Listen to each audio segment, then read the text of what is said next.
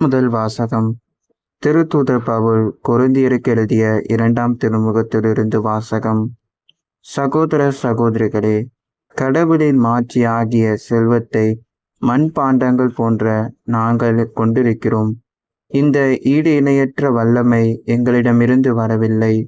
அது கடவுளுக்கே உரியது என்பது இதிலிருந்து விளங்குகிறது. நாங்கள் எல்லா சூழ்நிலைகளிலும் இன்னலுற்றாலும் மனம் உடைந்து போவதில்லை. குழப்பமுற்றாலும் நம்பிக்கை இழப்பதில்லை. துன்புறுத்தப்பட்டாலும் கைவிடப்படுவதில்லை. வீழ்த்தப்பட்டாலும் அழிந்து போவதில்லை. இயேசுவின் வாழ்வே எங்கள் உடலில் வெளிப்படுமாறு நாங்கள் எங்கு சென்றாலும் அவருடைய சாவுக்குரிய துன்பங்களை எங்கள் உடலில் சுமந்து செல்கிறோம். இயேசுவின் வாழ்வு சாவுக்குரிய எங்கள் உடலில் வெளிப்படுமாறு உயிரோடு இருக்கும்போதே நாங்கள் அவரை முன்னிட்டு எந்நேரமும் சாவில் வாயிலில் நின்று கொண்டிருக்கிறோம். சாவின் ஆற்றல் எங்களிலும் வாழ்வின் ஆற்றல் உங்களிலும் வெளிப்படுகிறது. நான் கடவுள் மீது நம்பிக்கையோடு இருந்தேன், ஆகவே பேசினேன் என்று மறைநூலில் எழுதியுள்ளது. அதற்கு ஏற்ப நம்பிக்கை மனப்பான்மை கொண்டுள்ள நாங்களும் நம்புகிறோம், ஆகவே பேசுகிறோம். ஆண்டவர் இயேசுவை உயிர்த்தெழ செய்த கடவுளை எங்களையும் அவரோடு உயிர்த்தெழ செய்து அவர் திருமுன் நிறுத்துவார். உங்களையும் அவ்வாறே நிறுத்துவார் என்பது எங்களுக்கு தெரியும். இவை அனைத்தும் உங்கள் நன்மைக்கே நிகழ்கின்றன.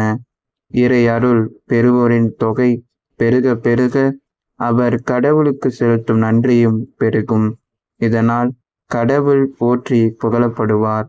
இது ஆண்டவர் வழங்கும் அருள்வாக்கு.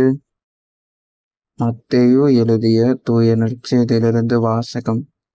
அக்காலத்தில் செபதேயுவின் மனைவி தம் மக்களோடு ஒரு வேண்டுகோள் விடுக்குமாறு இயேசுவிடம் வந்து பணிந்து நின்றார். உமக்கு என்ன வேண்டுமென்று இயேசு அவரிடம் கேட்டார்.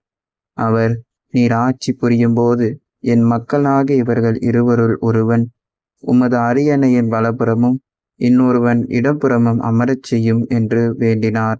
அதற்கு இயேசு, நீங்கள் என்ன கேட்கிறீர்கள் என உங்களுக்கு தெரியவில்லை.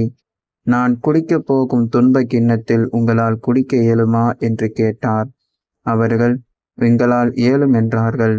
அவர் அவர்களை நோக்கி, ஆம், என் கிண்ணத்தில் நீங்கள் குடிப்பீர்கள்.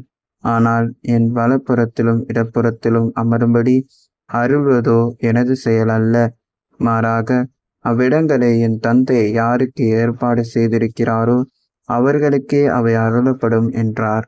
இதை கேட்டு கொண்டிருந்த 10 பேரும் அச்சகோதரி இருவர் மீதும் கோபம் கொண்டனர். இயேசு அவர்களை வரவழைத்து, பிற இனத்தவரின் தலைவர்கள் மக்களை அடக்கி ஆளுகின்றார்கள். உயர்குடி மக்கள் அவர்கள் மீது தங்கள் அதிகாரத்தை காட்டுகிறார்கள். இதை நீங்கள் அறிவீர்கள். உங்களிடையே அப்படி இருக்கக்கூடாது. உங்களுள் பெரியவராக இருக்க விரும்புகிறவர் உங்கள் தொண்டராய் இருக்கட்டும்.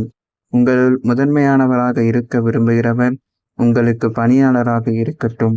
இவ்வாறே மானிட மகனும் தொண்டு ஏற்பதற்கல்ல, மாறாக தொண்டு ஆற்றுவதற்கும் பலருடைய மீட்புக்கு ஈடாக தம் உயிரை கொடுப்பதற்கும் வந்தார் என்று கூறினார். இது ஆண்டவர் வழங்கும் அருள்வாக்கு. நான் ஆதிக்க வல்லரசா, அன்பை விதைக்கும் நல்லரசா? நம் வாழ்க்கையில் எவ்வளவு உயரம் சென்றாலும் இந்த உயரம் எனதல்ல என்று நாம் உணர்ந்து கடவுளை மட்டுமே முதன்மைப்படுத்த வேண்டும்.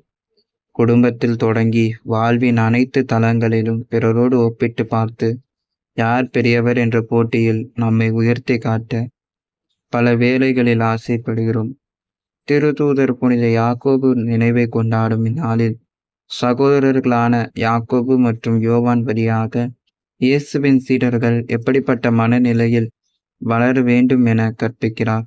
நான் என்று உள்ளத்தில் உறைந்திருந்த செருக்கை அகற்றி நான் கடவுளின் தொண்டர் என்ற மனநிலையில் பணியாற்ற வேண்டும் என்பதையும் அவர்களுக்கு வெளிப்படுத்துகிறார். யாருக்கு செல்வாக்கு அதிகம் என்ற போட்டியில் சாதி சங்கங்கள், கட்சிகள், இனக்குழுக்கள், சமயங்கள், நாடுகள் மல்லுக்கட்டி நிற்கின்ற இந்த காலத்தில் இணைந்து பயணித்து வாழ்க்கையை சமத்துவத்தின் வழியில் செம்மைப்படுத்துவதை நம்மை வளப்படுத்துகிறது. நான் ஆதிக்க வல்லரசா, அன்பை விதைக்கும் நல்ல என இன்றைய நாளில் சிந்தித்து பார்ப்போம். நன்றி.